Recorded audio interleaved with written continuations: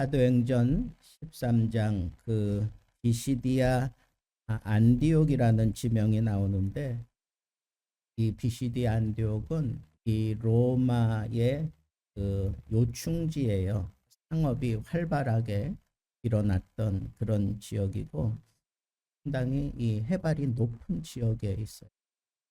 900m 정도, 그 정도 높은 지역에 있는데도 불구하고 상당히 행정상으로 아주 로마가 중요하게 생각했던 그런 지역입니다.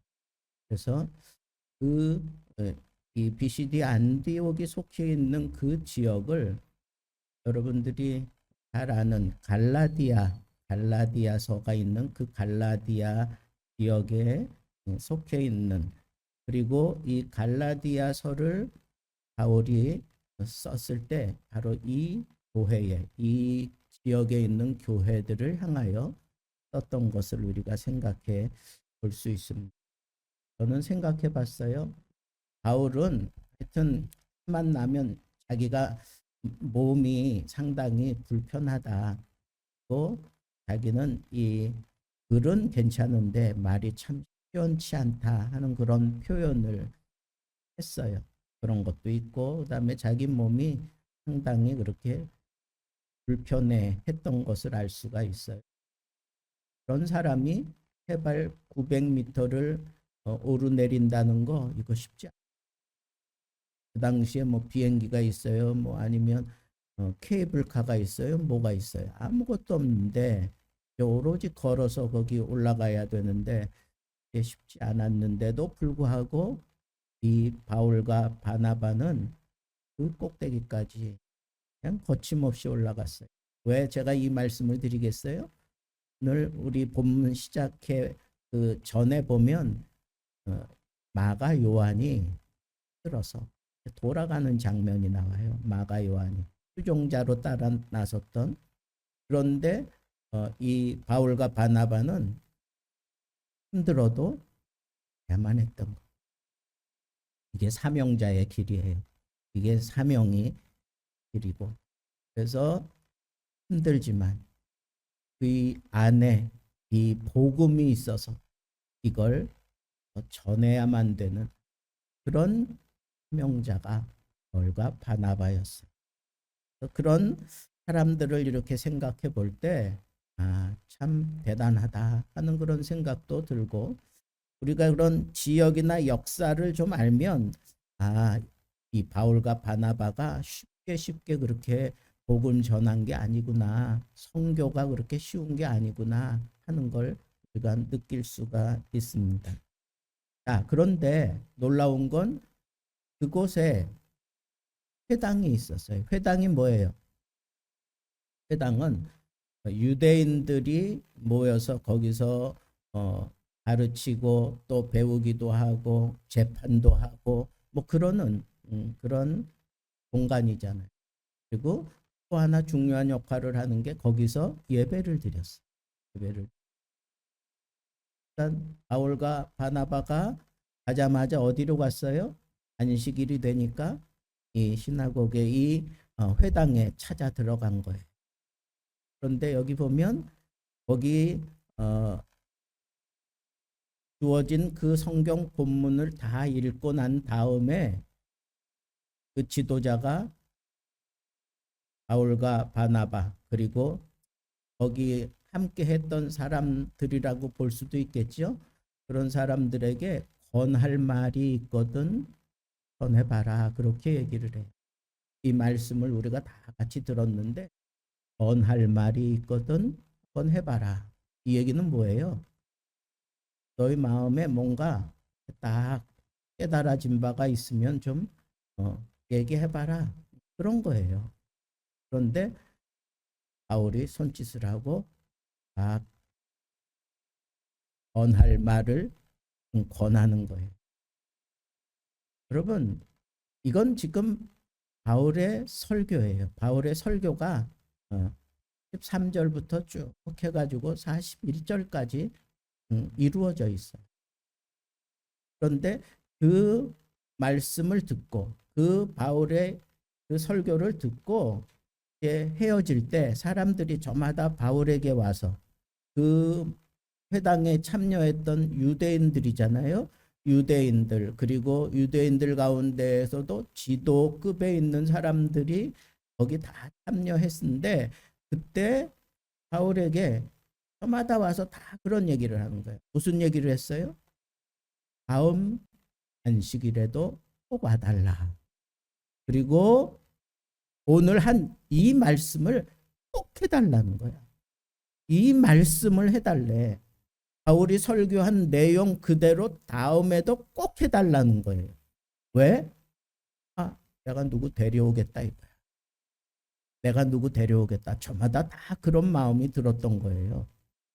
그러니까 이 말씀을 해달라. 그 부탁하는 거예요. 이 말씀을 하라. 저는 이 바울의 설교를 아주 면밀하게 살펴보지 않을 수가 없어요. 도대체 무슨 설교를 했길래 이 유대인들이 이 고고하고 도도한 유대인들이 저마다 다 동일한 마음으로 이 말씀을 다음 주에도 와서 꼭 해달라고 얘기했을까? 여러분, 헌터라고 하는 사람이 그 유대인들의 예배에 참여한 적이 있어요. 그걸 여러분들에게 잠시 말씀드리는데 그 사람이 유대인의 회당에 그러니까 들어갔는데 거기에는 1층과 2층으로 나눠져 있어요. 그럼 1층에는 남자들만 있어. 여자는 거기 없어. 2층은 이제 여자와 가족들이 있어요. 그리고 그 중앙에 얘기하면 이 풀핏이 있어요. 중앙에 이 강대상이 있는 거예요. 여러분 해외여행 가서 이렇게 정교회나 어떤 이런 성당이나 뭐 이런 데 가면 그냥 훤히 뚫어져 있고 그 가운데만 이렇게 관이 있어요. 거기서 이렇게 사람들을 전면적으로 돌아가면서 그걸 보면서 얘기하는 거예요. 그런데 거기에 이제 예배를 집전하는 그런 랍비가 딱 서가지고 쓰면 사람들이 뭐 그냥 집중하는 거예요. 뭐 딴짓하는 사람 있을 수가 없어. 왜? 거기 보니까 이 랍비가 뒤에서 보자기를 딱 꺼내는데 아주 화려한 보자기에 거기 쌓여져 있는 게 뭐예요? 그게 두루마리 그걸 딱 꺼내가지고 쫙 펼친 개미 소리 하나도 안 들려.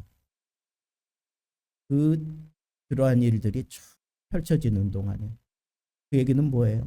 모든 사람들이 다 집중. 그리고는 방대상을 쳐다보고 있는 거예요. 그때 이 랍비가 장례를 쫙 보다가 한 사람을 딱 기억을 한대요. 그러면 그 사람이 뭐 난리 나는 거야. 결정 막 하면서 나오는 거예요. 나와가지고 정해진 그 본문을 읽고 그리고 난 다음에 네가 이 말씀을 읽는 동안 받았던 혹은 오늘 오기 전까지 어떤 그런 상황이었는데 내가 이 말씀을 받았노라고 하는 그런 말씀에 비추어서 간략하게 간증을 하고 내려간대요. 여러분 이 랍비가 이 보자기 그 두루마리를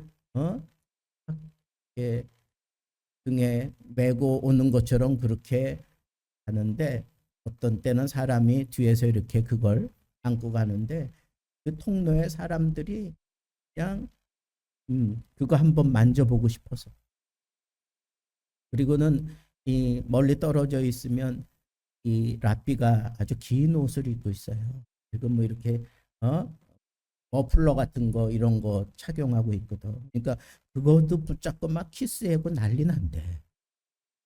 이 얘기는 뭐예요? 유대인들에게 이 토라는 이 성경은 이 생명과 같아. 생명과 같아. 그래서 자기 평생에 그 토라를 자기가 읽어보는 게 이게 그 사람들의 영광이고 소망이에요. 얼마나 이 말씀을 사랑하는지 우리 알 수 있잖아요. 바울 시대에는 안 그랬겠어요? 뭐 했겠지. 그런데 어떻게 이건 토라도 아니고 그 토라가 다 들려지고 난 이후에 권할 말, 오늘날로 얘기하면 간증이야. 오늘날로 얘기하면 설교야. 그거 할 수 있는 사람이 있으면 하고 그렇게 요청을 해요. 그때 바울이 하지 않고 나가서 한 게 이 본문 말씀 앞에 있는 내용이에요. 그래서 제가 연구했다 그랬잖아.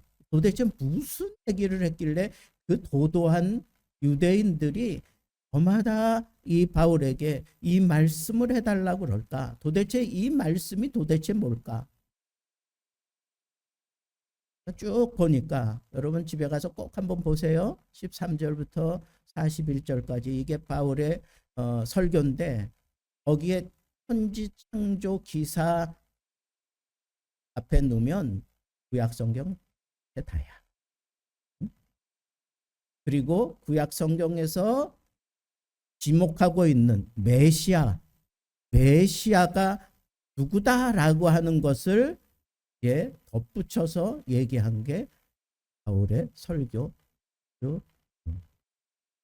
깔끔한 그런 설교예요. 그래서 거기서 그 유대인들이 귀담아 들을 수 있도록 먼저 하나님이 이스라엘 이 백성들을 선택하셨다. 거기부터 시작. 선택하셨다. 그리고 이렇게 저렇게 좀 흩어져 있던 그 백성들이 애굽에 들어와서 살 수 있도록 그렇게 길을 열어 주셨고 애굽에서 학대를 받다가 이제 광야 생활 40년을 지나고 그 다음이 가나안 땅에 들어가서 400년 동안 그렇게 은혜를 누리고 복을 누리기까지 그런 생활들을 하고 사사 시대를 거쳐 왕정 시대를 맞이하고 그때 이 왕정 시대의 첫 번째 왕 사울을 40년 동안 허락하셨고 하시고 다윗을 세웠어. 거기 단서가 붙어요. 무슨 단서가 붙어요? 하나님 마음에 한 사람, 하나님의 뜻을 이루기에 딱 맞는 사람, 그런 뜻이에요.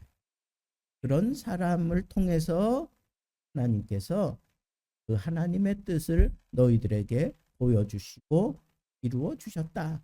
그런데 그 뜻, 다윗이 극적으로 이루고자 했던 하나님의 뜻은 무엇인가? 어떻게 이루어졌느냐? 그건 바로 다윗의 후손인 예수 그가 이루었다. 예수 그가 이루었다. 이 얘기는 뭐예요? 예수가 그리스도다. 예수가 메시아다. 그런 뜻이에요. 예수가 메시아이니 이 예수를 힘입고 살아야 하는 것이다 라고 얘기하는 거예요. 왜 예수를 메시아로 받아들인 사람들은 예수를 힘입고 살아가는 사람이고 예수를 받아들이는 그 순간 이 죄의 모든 권세에서 우리가 해방이 되고 그리고 진정한 의인이 되고 하나님 앞에 선한 사람이 되고 구원받은 사람이 되는 거다라고 얘기하면서 예수가 메시아다라고 하는 것을 그렇게 분명하게 선언한 거예요.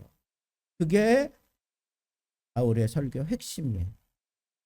온통 예수 그리스도를 증거하기 위해서 이렇게 저렇게 역사 끌어들이고 그리고 또 변론을 하고 이런 것들이 그 짧은 설교 안에 다 들어가 있는 거예요. 근데 그거 한마디로 줄이면 뭐예요? 예수가 그리스도다.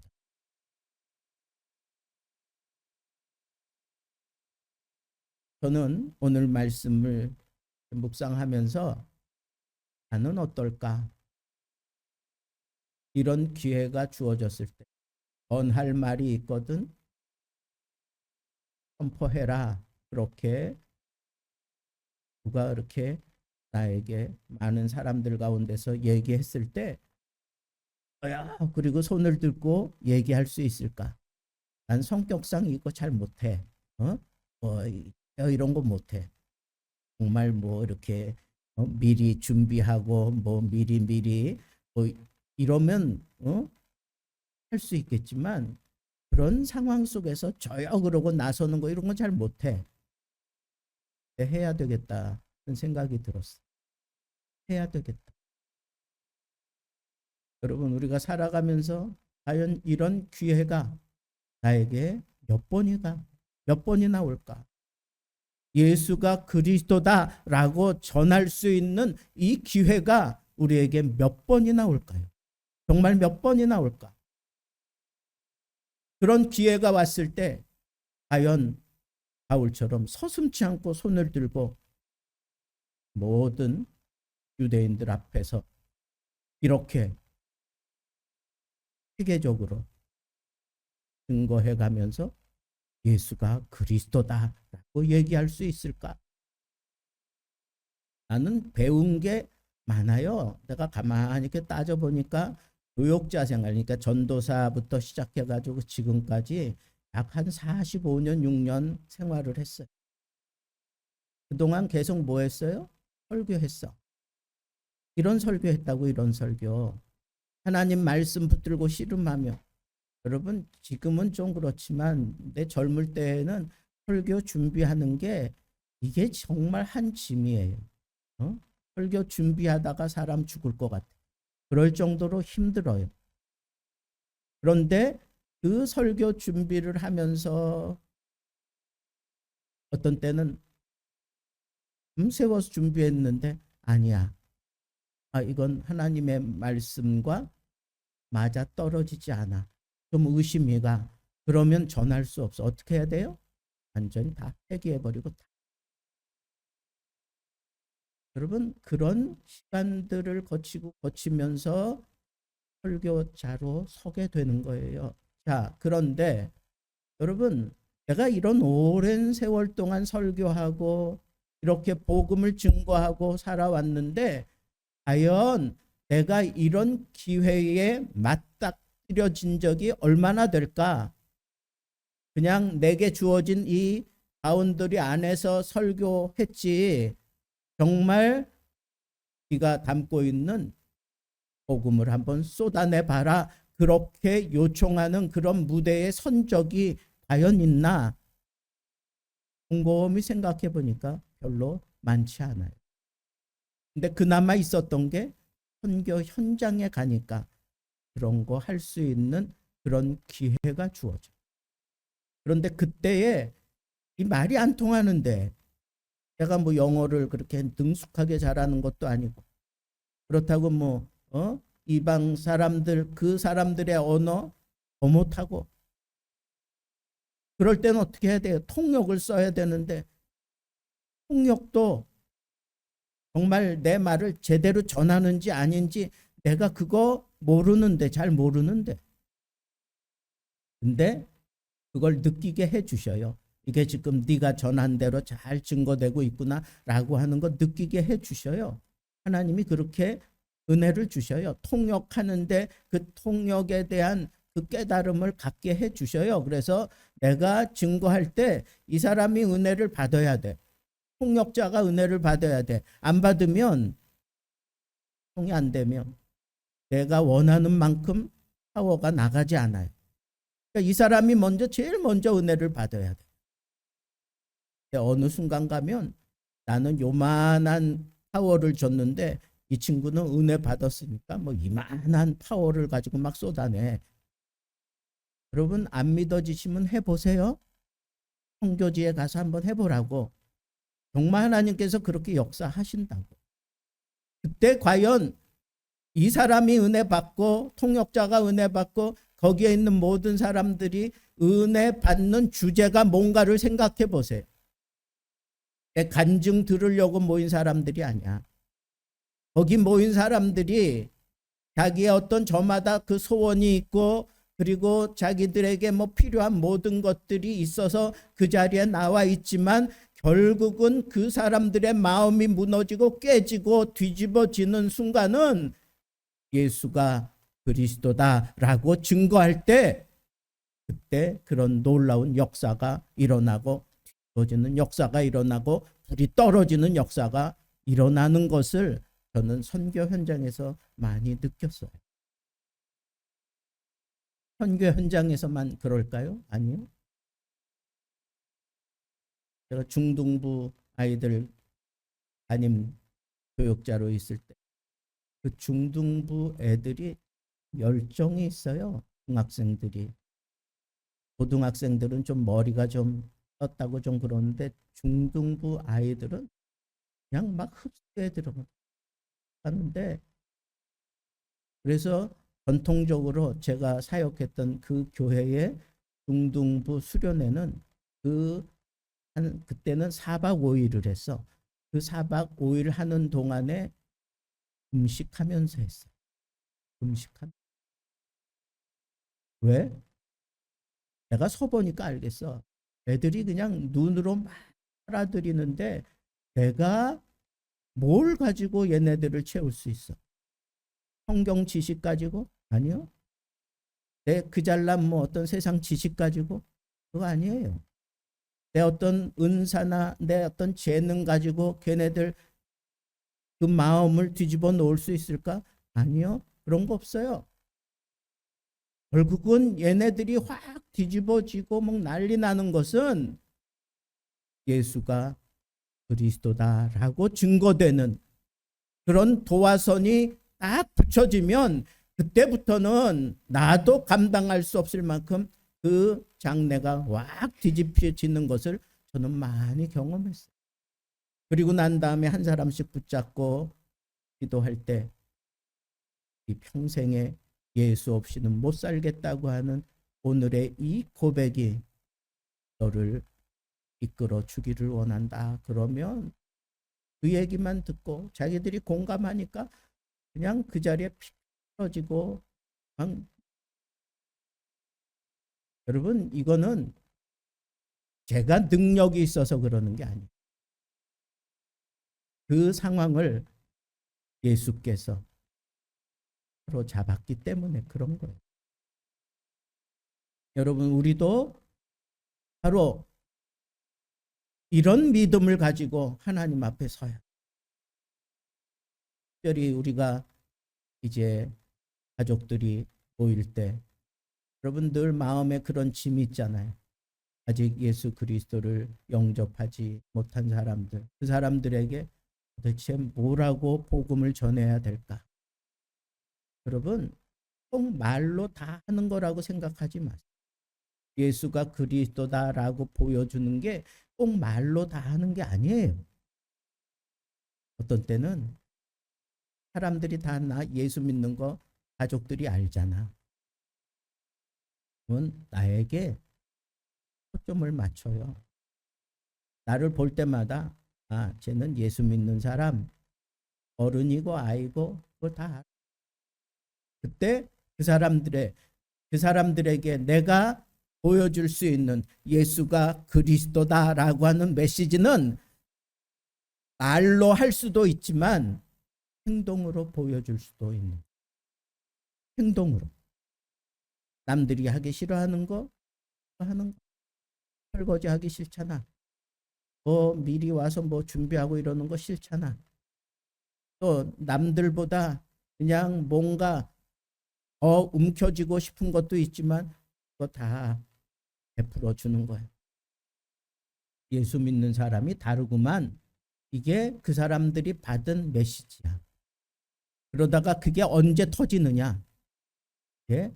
성령께서 그 사람을 터치할 때 터지는 거예요. 그때 터지는 거라고. 예?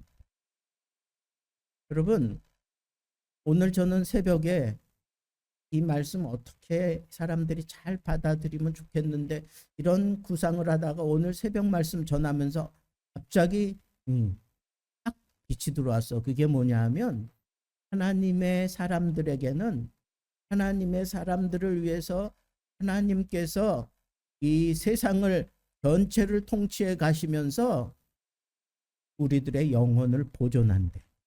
우리들의 영혼을 보존한대. 강력한 힘으로 보존하시는 거예요.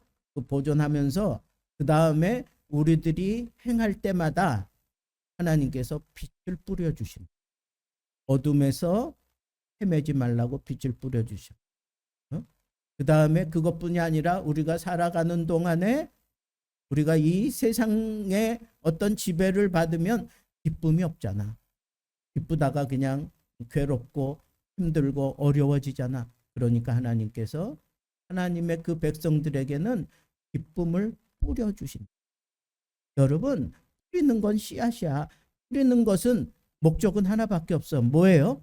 열매를 맺기 위해서예요. 열매를 따기 위해서야. 하나님이 뿌려주신대 기쁨을, 하나님이 뿌려주신대 빛을 하나님의 백성들에게. 여러분, 내가 하는 일에 대해서 내가 어둠과 대치하고 있으면, 아니면 내가 이 심각하고 어려운 문제들을 풀어가기 위해서 믿음으로 그 문제들을 내가 하나님 앞에, 세상 사람들 앞에서 이걸 감당하기 힘들고 어렵지만 그래도 내가 부딪혀보고 내가 애를 쓸 때에 하나님께서 그냥 뒷짐지고 계시는 게 아니라 우리 삶의 주변에다가 이 빛을, 이 기쁨을 쫙 뿌려주신다. 여러분, 믿음을 가지세요. 그리고 당당하게 여러분들 보여주세요. 지금까지 내가 하나님께 받은 바 은혜, 그리고 여러분들이 깨달았던 말씀, 성령께서 그걸 가지고 여러분들에게 맞게, 그리고 그 주변 상황에 맞게 예수가 그리스도다 증거하려고 여러분들이 노력하고 애를 쓰고 그저 말로 표현하고 행동으로 보여줄 때마다 하나님께서 빛을 뿌리고 기쁨을 뿌리시는 거야. 거둘 날이 온다는 거예요. 지금 당장 그 사람 예수 믿지 않아도 성령께서 때가 되면 그 사람을 만지시고 그리고는 하나님 앞에 불러주신다는 거예요. 깨닫게 하신다는 거예요. 그게 뿌리는 거야. 그래서 그 사람도 결국은 그 모든 죄의 권세의 그 상황에서 줄을 다 끊어버리고 예수 그리스도를 영접하고 그리고 예수를 힘입고 살아가는 사람 되게 하신다는 거예요. 여러분, 해봄직하지 않아요? 그 정도 나도 할 수 있지 않겠어요? 하면 돼요. 안 되는 게 어디 있어? 하면 돼요. 라인 홀든 디버라고 하는 사람이 개인이 복음을 전하는 것보다 집단으로 복음을 전하는 게 더 힘들대요. 그런데 이 집단을 좌우하는 사람이면 한 사람이 집단을 좌우할 수 있는 능력을 발휘할 수 있는 그런 힘을 얻으면 흘러 같은 그런 사람도 그런 심각한 일들을 얼마든지 일으킬 수 있다는 거예요. 그러면서 역설적으로 우리에게 얘기하는 거예요. 뭘 얘기하느냐? 너희는 이 세상에 대하여 정말 유익한 한 사람이 되라는 거예요. 한 사람이 되라. 이 서방 세계에서 이 복음으로 말미암아 살아가다가 이 공산 진역에서 심각한 그런 어려움을 겪는 것을 보면서 정말 힘들고 어렵고 괴롭고 포기하고 싶은 그런 상황을 보면서 깨달은 게 하나 있어요. 한 사람이 그런 걸 깨달았어. 뭘 깨달았느냐? 예수 믿는 사람들은 꿈과 같아. 예수 믿는 사람들은 빛이야. 어둠은 되게 물러나게 돼 있어요. 복음은 그 속에 들어가서 이게 물어뜯는다는 거야. 물어뜯어. 복음이 소금 역할을, 그 맛을 내기 위해서 그냥 녹아지면서 그냥 되는 게 아니라 이걸 그 상대를 묻어 뜯는다는 거예요. 그래서 그 맛을 낸다는 거. 여러분, 우리는 강한 존재예요. 나를 어디다 던져놔도 기서 그 적을 물어 뜯어가면서 거기에 내 냄새가 그리고 내 맛이 거기 들어가도록 그렇게 역사한다는 거예요. 그게 바로 우리 크리스찬의 정체라는 거예요. 한 사람이면 충분하다는 거예요. 여러분, 오늘 이 말씀을 여러분들도 한번 곰곰이 묵상하면서, 하나님, 내가 살아가는 동안에 이런 상황이 생겼을 때 저도 나는 물어뜯을 수 있는 한 사람입니다. 적어도 나는 빛의 사람으로 어둠을 몰아내기 위해 존재하고 있습니다. 적어도 나는 하나님 때문에, 하나님으로 말미암아 나는 기쁨을 거둘 사람입니다. 그러니 하나님, 나를 붙들고 어떤 상황에서도 나를 구원하신 예수 그리스도를 제대로 증거하면서 내가 예수를 힘입고 살아가고 있음을 보여주게 해 주옵소서. 이것이 여러분들의 제목이 되고, 이번 중추절 많은 사람들을 만나고 여러 상황들을 여러분들이 만날 텐데, 그때 하나님이 나를 몰아내시는구나 생각하면 이 말씀 떠올리면서, 그래, 하나님이 나를 위하여 뿌리시는 분이야. 나를 통해서 거두기 원하시는 분이야. 나는 하나님의 뜻에 맞추어서 증거하기만 하면 돼. 뭘? 나는 예수를 힘입고 사는 사람이야. 그러니 내 앞을 가로막는 모든 장애물들 다 무너지고 예수 그리스도의 이름으로 감사함으로 기쁨으로 나아갈 수 있는 그 일들을 하나님이 다스려 가신다라고 하는 이 외침과 함께 여러분들이 예수 복음을 힘있게 증거할 수 있고 힘있게 힘입어 살아가는 모습 하게 보여줄 수 있는 좋은 명절이 되기를 우리 주님의 이름으로 축복합니다.